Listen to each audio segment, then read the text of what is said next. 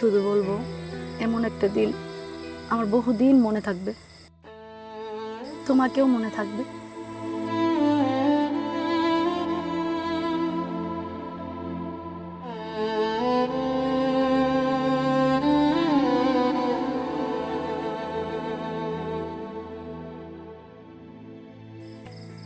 এখান থেকে ঢাকা গেলে ওর বিয়ে হয়ে যাবে।